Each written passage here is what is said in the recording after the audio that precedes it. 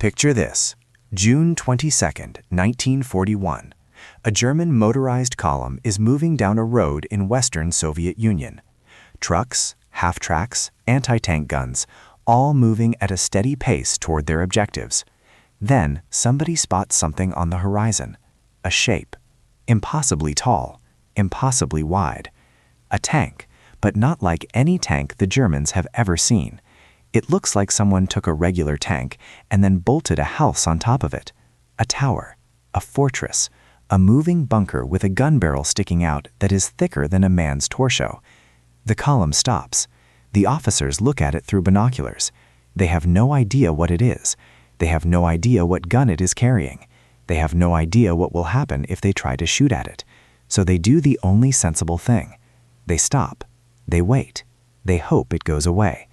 This was the KV-2, the Soviet super heavy tank that looked like it had been designed by someone who had never heard of the concept of subtlety. A machine so enormous, so heavily armed, so utterly impractical, that it became one of the most feared and most hated tanks of the entire Second World War. Feared by the Germans who faced it. Hated by the Soviet tankers who had to operate it. This is the story of how the Soviet Union built a tank so big that it could barely fit through doorways, so slow that infantry could keep pace with it on foot, and so powerful that a single one could stop an entire German division cold. And then they built only 102 of them before realizing they had made a terrible mistake.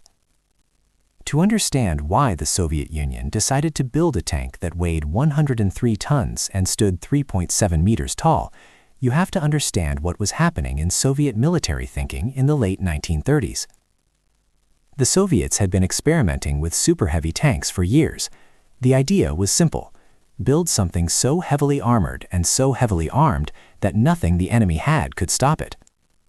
The KV-1, the heavy tank that preceded the KV-2, was already a formidable machine. 100 tons of armor and firepower that German anti-tank guns struggled to penetrate. But the Soviet designers looked at the KV-1 and thought, what if we made it bigger? What if we put a bigger gun on it? What if we made it so powerful that it could single-handedly break through any defensive line? The result was the KV-2.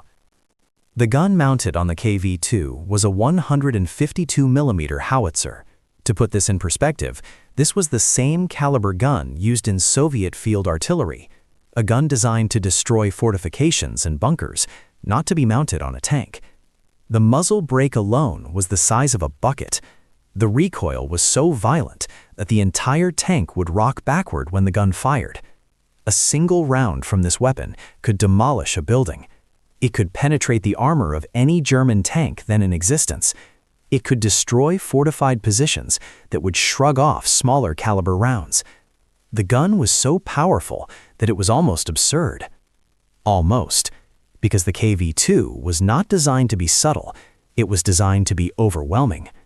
The tower that housed this Soviet engineering and a nightmare of Soviet practicality, it weighed 16 tons. 16 tons.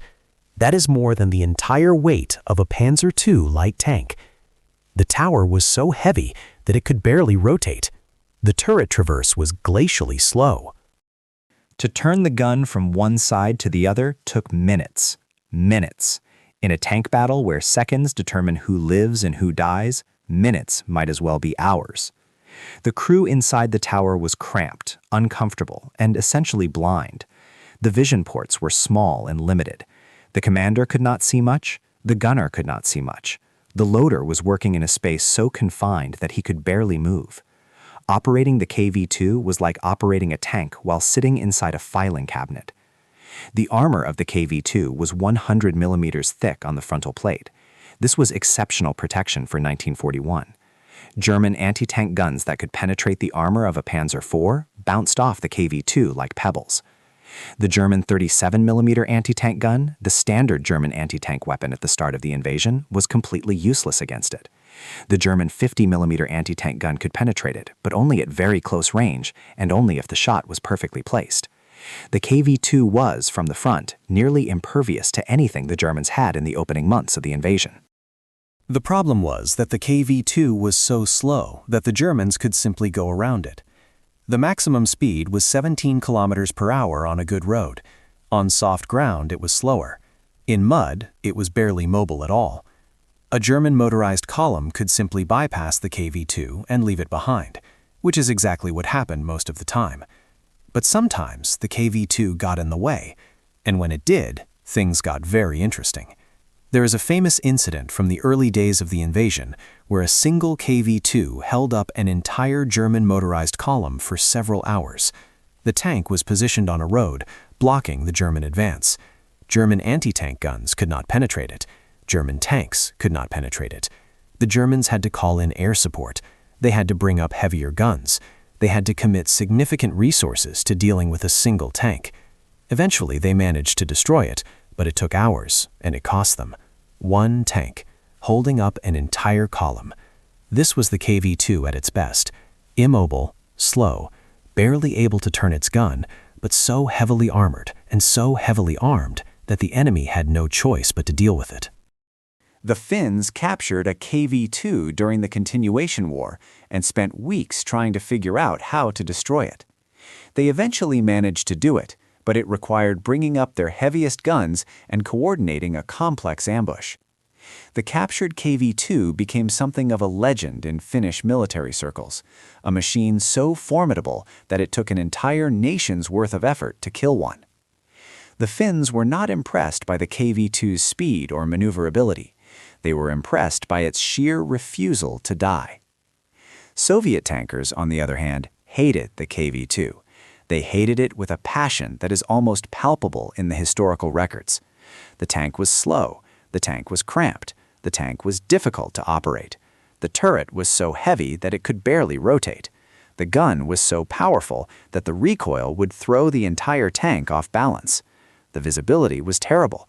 The crew compartment was so confined that tankers could barely move.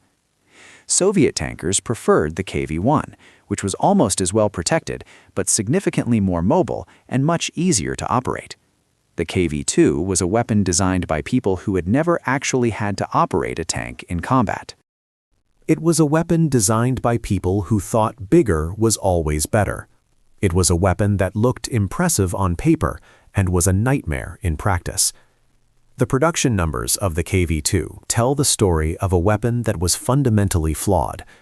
Between 1940 and 1943, the Soviet Union built 102 KV-2s. 102.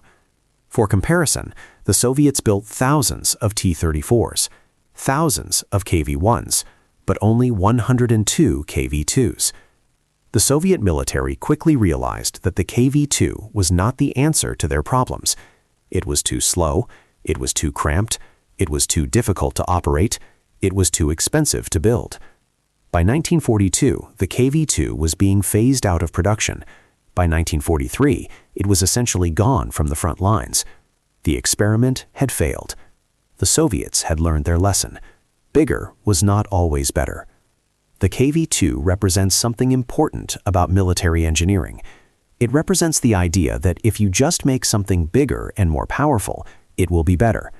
It represents the idea that armor and firepower are the only things that matter. It represents the idea that you can ignore mobility and crew comfort and ease of operation as long as the weapon is sufficiently impressive, and it represents the failure of that idea. The KV-2 was impressive, it was powerful, it was heavily armored, but it was also slow, cramped, difficult to operate, and ultimately not very useful. The T-34, which was faster, more maneuverable, easier to operate, and more practical, turned out to be far more important to the Soviet war effort than the KV-2 ever was. German soldiers who faced the KV-2 remembered it. They remembered the enormous tower. They remembered the massive gun. They remembered the feeling of helplessness when their anti-tank guns bounced off its armor. But they also remembered that it was slow. They remembered that they could go around it.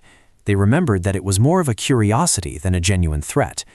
The KV-2 was the kind of weapon that looks terrifying in photographs and in historical accounts, but in actual combat was more of a problem for its own side than for the enemy. It tied up resources. It required special logistics. It required specially trained crews. And it did not deliver results proportional to the investment required to build and operate it. The surviving KV-2s can be seen today in museums in Russia and Finland. They sit on display, their enormous towers dominating the museum floor, their massive guns pointing skyward. They are impressive to look at. They are impressive to photograph. They are impressive to think about. But they are also monuments to a failed idea. The idea that you can solve military problems by simply making things bigger. The KV-2 proved that you cannot. Sometimes the practical solution beats the impressive one. Sometimes the fast and maneuverable weapon is more useful than the slow and heavily armored one. Sometimes less is more. The KV-2 learned this lesson the hard way, and the Soviet military learned it from the KV-2, which is probably the most important thing the KV-2 ever accomplished.